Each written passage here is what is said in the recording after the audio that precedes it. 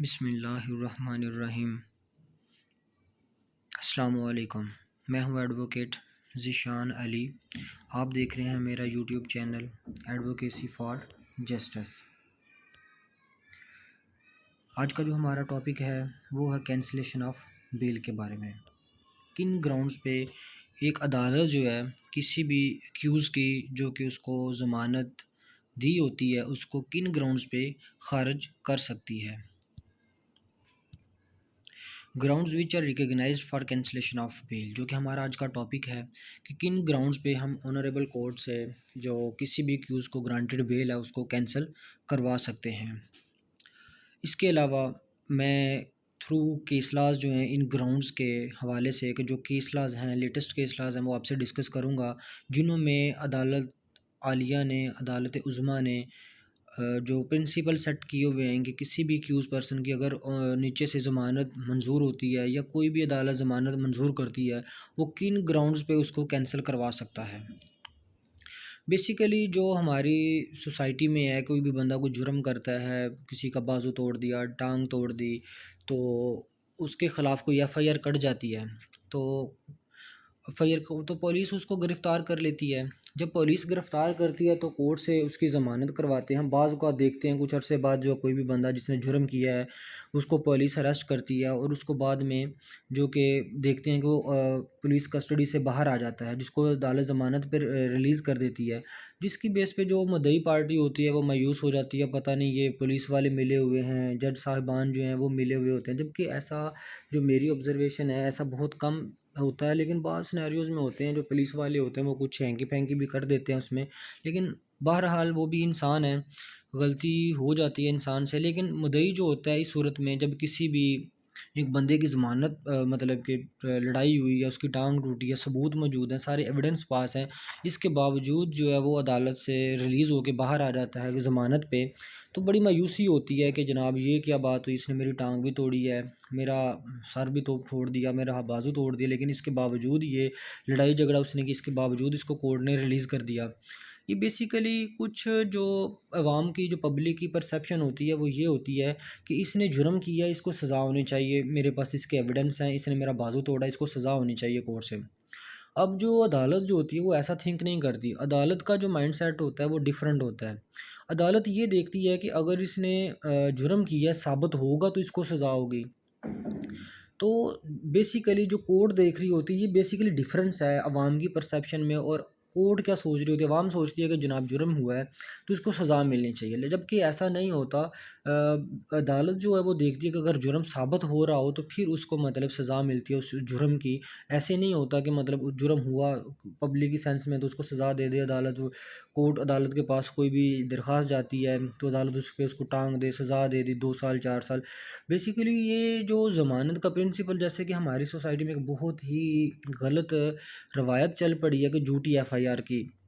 जिसको देखो एक किसी बंदे ने जुर्म किया होता है तो उसके साथ उसकी पूरी मतलब फैमिली जो होती है उसको भी साथ में नामज़द कर देते हैं, ये भी फ़लाँ भी फ़लाँ भी फ़लाँ भी इसमें शामिल है, जबकि वो ऐसा होता नहीं है। तो इस सूरत हाल में कोर्ट जो होती है वो किसी भी डाउट पे, कोई डाउट आ जाए कि जनाब ऐसा मुमकिन है, थोड़ी सी कोई रीज़नेबल ग्राउंड्स क्रिएट हो जाती हैं केस में कि जनाब ये इस ग्राउंड्स की बेस पे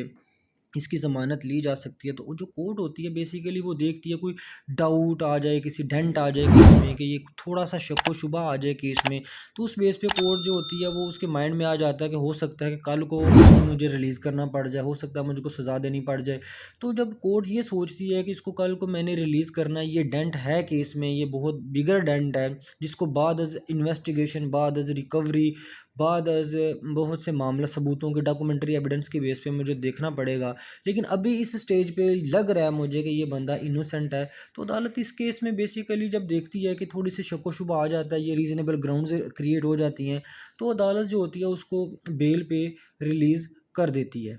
उसको छोड़ देती है। लेकिन ऐसा नहीं होता कि किसी बंदे को अदालत ने ज़मानत दे दी तो वो बाहर आके अय्याशियाँ करता फिरे, मुद्दई को थ्रेट करता फिरे, दोबारा लड़ाई झगड़े करता फिरे, दोबारा जो एविडेंस है उसको मतलब टेम्पर करने की कोशिश करे। ऐसे बेसिकली ये जो रिलीफ़ मिला है वो उसको रिलीफ़ इस सूरत इसलिए नहीं मिला कि वो बाहर जाके बदमाशियाँ करे। अगर ऐसी सिचुएशंस आती हैं तो बेसिकली कुछ ऑनरेबल कोड में जो प्रिंसिपल सेटल किए हुए हैं, जो section 497 sub clause 5 code of criminal procedure की, अगर ऐसी सीन क्रिएट होता है तो आप उसके तहत जो है वो दरख्वास्त हाई कोर्ट में भी दे सकते हैं, सेशन में भी दे सकते हैं और सेम कोर्ट में भी दे सकते हैं, अपर अदालत में दे सकते हैं कि जनाब उस बंदे ने, जनाब जिसको जनाब ने ज़मानत दी हुई है इन ग्राउंड्स पे, तो जनाब ये बाहर आकर ये ऐसी ऐसी हरकतें कर रहा है, टेम्पर कर रहा है एविडेंस, थ्रेट कर रहा है अक्यूज़ को, विटनेसेस को थ्रेट कर रहा है। तो इस सूरत में जो वो कोर्ट होती है उसकी ज़मानत रिकॉल भी कर सकती है, उसकी ज़मानत खारिज करके दोबारा अरेस्ट करने की ऑर्डर भी जारी कर सकती है। चलिए आज का अपना जो टॉपिक है, बेसिकली जो होती है ना, ऐसा कोई भी इंसान है जो इनोसेंट है, जैसे कि एक सोसाइटी की एक रवश है कि कोई बंदा जुर्म करता है, उसकी पूरी फैमिली को जो कि वहाँ पे मौजूद भी नहीं होती उसको भी शामिल कर दिया उस एफआईआर में। अब वो इनोसेंट पर्सन अगर वो कोर्ट में रहता है, पुलिस की कस्टडी में रहता है, जेल में रहता है, एक दिन की भी जो जेल है वो बड़ी मुश्किल होती है। अगर उसको साल जेल में रखना पड़ जाए तो बाद कोर्ट अगर उसको बाद में रिलीज़ कर देती है, एक्विटल देती है उसका, तो जो उसका साल गुजरा है उसका खमियाजा कौन भुगतेगा? उसकी जो अल्टरनेटिव है, जो उसने साल जेल में गुज़ारा उसका तो कोई नेमल बदल नहीं हो सकता। तो इस सूरत में अदालतें जो होती है बेसिकली वो देखती हैं कि बाद एविडेंस पता चलेगा कि आया इसने ये जुर्म किया या नहीं किया। अभी अभी इस स्टेज पे ऐसा है कि लगता नहीं है इसने जुर्म किए, बंदा इनोसेंट है, तो कोर्ट जो होती है उसको शक व शुबात की बेस पे, कुछ रीज़नेबल ग्राउंड्स की बेस पे उसको जो है ज़मानत पे रिहा कर देती है। अब देखते हैं आज का जो टॉपिक है वो कौन सी ग्राउंड्स हैं जिनकी बेस पे हम जो सेक्शन 497 सब class 5 code of criminal procedure की जो कैंसलेशन ऑफ बेल की दरख्वास्त दे सकते हैं। Following are the legitimate grounds which are recognised for cancellation of bails. 1999 PCRLJ 1,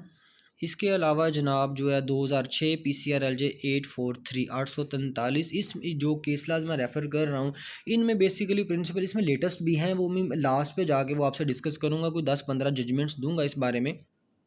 कि जिनमें जो प्रिंसिपल सेटल किए गए हैं कैंसिलेशन ऑफ बेल के बारे में। बेसिकली ये अभी मैं डिस्कस कर रहा हूँ, लेकिन लास्ट पे वीडियो के मैं मज़ीद 8-10 जजमेंट्स जो हैं वो आपको बताऊंगा जिन पे हम कैंसिलेशन ऑफ बेल, जिसमें डिफरेंट ग्राउंड्स लिखी हुई हैं कि किन ग्राउंड्स पे हम जाके किसी भी एक्यूज पर्सन को जो बेल ग्रांटेड उसको कैंसिल करवा सकते हैं।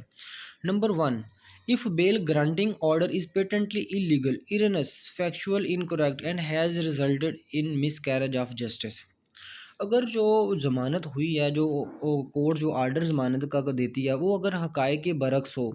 गलत तौर पर किया हो या ख़िलाफ़ कानून अगर कोई कोर्ट आर्डर करती है, तो इस बेस पे जो कि जस्टिस की नाइंसाफ़ी, जो किसी भी बंदे को जो इंसाफ के तकाज़े पूरे ना करती हो, इस सूरत में भी जनाब अगर कोई आर्डर जो है हक़ाइक़ के बरअक्स हो, गलत हो, ख़िलाफ़ कानून हो, जो कि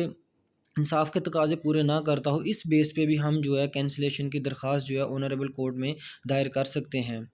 number 2, some fresh facts and material has been collected by the police during the investigation which may tend to establish or point out of the guilt of accused. अगर दौरान इन्वेस्टिगेशन कोई ऐसे फैक्ट सामने आ जाते हैं, हक़ाइक़ सामने आ जाते हैं, कोई रिकवरी हो जाती है जी, या वो तस्लीम कर लेता है कि जनाब उसने वो ऑफेंस किया या वट एवर, कुछ भी कोई ऐसे हक़ाइक़ सामने आ जाते हैं जिसकी बेस पे ये लगता है कि जनाब ये इसी ने जुर्म किया है, इसी बंदे ने वो जुर्म किया है, कोई ऐसे corroborative पीस ऑफ एविडेंस आ जाते हैं और वो कोई जो फोरेंसिक बाज़ को, जैसे बंदा कोई किसी को मर्डर करता है, वो बाद में रिकवरी पिस्टल होता है, उसमें एम्प्टीज़ रिकवर होती हैं। उसके अलावा जब उनका फोरेंसिक होता है और ये पता चलता है कि जनाब सेम एक्यूज़ ने ये किया है,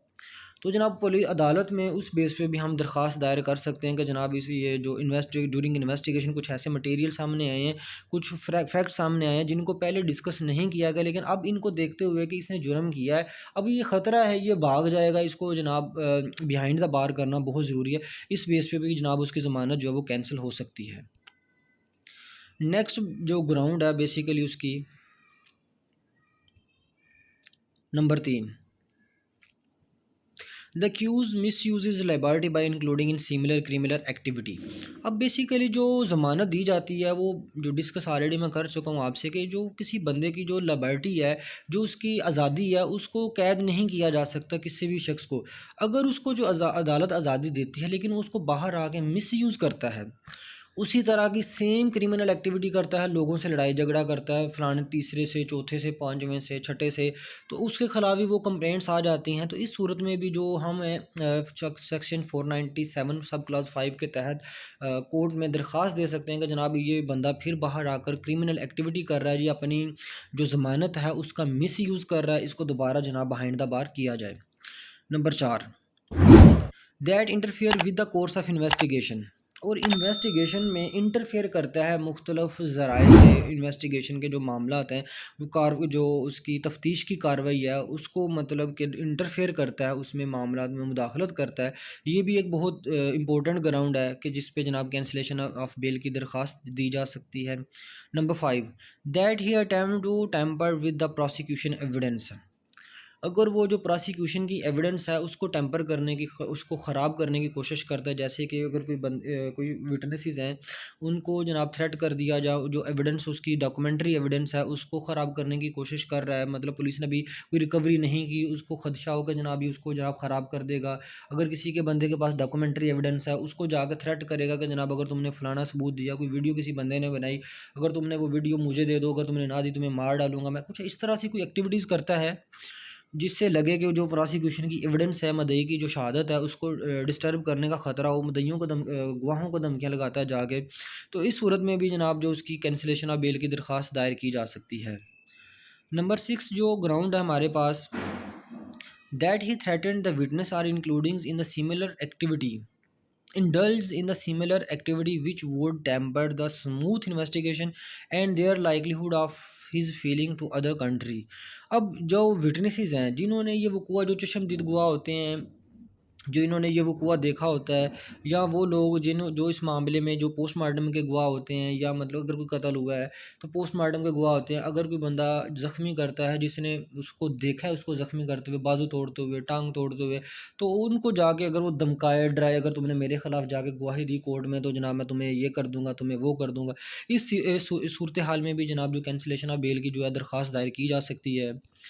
number 7, that he makes himself scarce by going underground or becoming unavailable to the investigation, अगर कोई बंदा जो अपनी ज़मानत कमी कोई गलत इस्तेमाल करे, इन्वेस्टिगेशन में शामिल ना हो, या ख़ुद को छुपा ले, बाहर चला जाए कि मैंने इन्वेस्टिगेशन में शामिल नहीं होना, या ख़ुद को मतलब अंडरग्राउंड कर देता है कि वो इन्वेस्टिगेशन में आता ही नहीं है, तो इस सूरत में भी जनाब जो उसकी ज़मानत, उसको कोर्ट ने ज़मानत पर रिलीज़ किया होता है, वो इसलिए बेसिकली कोर्ट रिलीज़ करती है इन्वेस्टिगेशन में जाके ख़ुद को बेगुनाह, क्योंकि अदालत समझती है कोई ना कोई डेंट है, बेनिफिट ऑफ डाउट है, तो इसको ये बंदा जाके साबित करे थ्रू इन्वेस्टिगेशन का, अपने सबूत लेके आए, अपने विटनेसेस लेके आए कि जनाब मैंने नहीं मारा, मैं यहाँ पे मौजूद नहीं था। तो इस सूरत में भी अगर उसका मिस यूज़ करता है, वो शामिल तफ्तीश नहीं होता और ख़ुद को अंडरग्राउंड कर लेता है, तो इस सूरत में भी जो कैंसिलेशन ऑफ बेल की जो है दरख्वास्त दायर की जा सकती है कोर्ट में। नेक्स्ट जो अदर केस लाज हैं इसके कैंसिलेशन ऑफ बेल के हवाले, ये बेसिकली 7 ग्राउंड्स हैं जिनकी बेस पे हम किसी भी शख्स की कैंसिलेशन ऑफ बेल में जा सकते हैं। अब नेक्स्ट जो केस लाज हैं, जो लेटेस्ट केस लाज इस हवाले से, वो मैं आपसे डिस्कस करता हूँ। 2020 SCMR 1115, इसमें जनाब principles of cancellation of bail जो हैं वो भी बताए गए हैं कि किन ग्राउंड्स पे जो कैंसिलेशन ऑफ बेल की जो प्रिंसिपल्स हैं, जो सूल ज़वाबत हैं, किन बेस पे हम जो कैंसिलेशन ऑफ बेल दायर कर सकते हैं। नेक्स्ट जो केसला है 1999 PCRLJ 1074, इसमें भी जनाब strong grounds are required to justify cancellation of bail. इसमें ये बताया गया है कि जनाब कोई स्ट्रॉन्ग ग्राउंड्स चाहिए होती हैं, कोई मजबूत शवाहद, कोई ऐसे सर्कमस्टांसिस, कोई ऐसी रिकवरी जो ये साबित करे कि जनाब ये बंदा गिल्टी है। उस बेस पे जो स्ट्रॉन्ग पीस ऑफ एविडेंस है वो रिक्वायर्ड होता है कैंसिलेशन ऑफ बेल की एप्लीकेशन दायर करने के लिए। जो नेक्स्ट केस लाज है मेरे पास, जो मैं आपसे डिस्कस करने वाला हूँ, 2021 SCMR 1111, 2005 PCRLJ 654, 2018 PCRLJ 10696, 2018 MLD 1324, 2020 SCMR 1115, 2007 PCRLJ 78, 199 6 PCRLJ 2006, 2002 PCRLJ 941, 1988 MLD 221, 1999 PCRLJ 1074, 2011 PCRLJ 1510। ये वो तमाम केस लाज हैं जिसमें ये डिस्कस किया गया है। कोई भी एक यूज़ जो है जिसको अदालत से ज़मानत पे रिलीज़ किया जाता है, उसकी कैंसिलेशन जो है हम किन ग्राउंड्स पे दायर कर सकते हैं, grounds for cancellation of bails. कि हम किन ग्राउंड्स पे इन तमाम केस लाज में डिस्कस किया गया कि किन ग्राउंड्स पे हम किसी भी एक्यूज़ को जो कि ऑलरेडी ज़मानत पे रिहा कर दिया गया है, जो कि हम समझते हैं गलत तौर पर किया गया है, तो हम उन ग्राउंड्स पे की बेस पे जितनी वो डिस्कस की गई हैं वो तमाम जजमेंट्स में ग्राउंड्स की इसको बेल जो है कैंसिल करवाई जा सकती है। Thanks for watching. अगर वीडियो आपको अच्छी